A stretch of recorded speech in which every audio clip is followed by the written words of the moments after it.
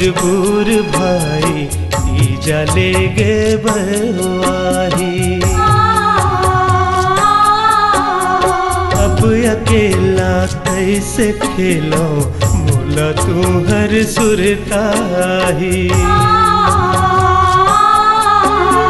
बहिनी तू हर नैया, बहिनी तू हर नैया, तुहा तुहर पतवार।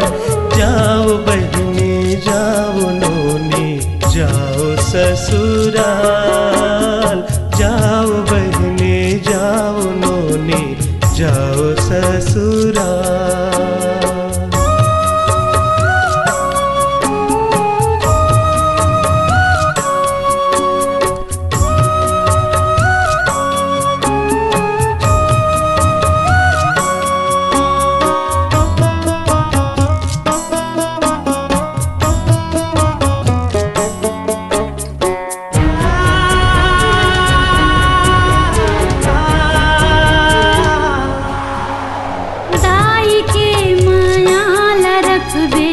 भाई के माया रखबे,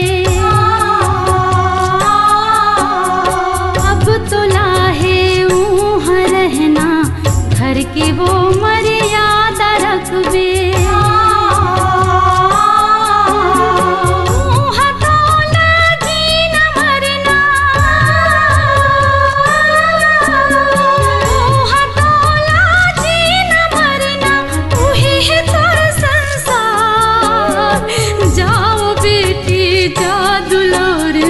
जाओ ससुराल, जाओ बेटी जा दुलोर, जाओ ससुराल।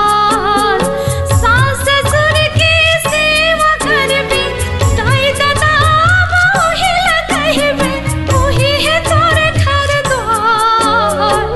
जाओ बेटी जा दुलोर, जाओ ससुराल। जाओ बेटी जा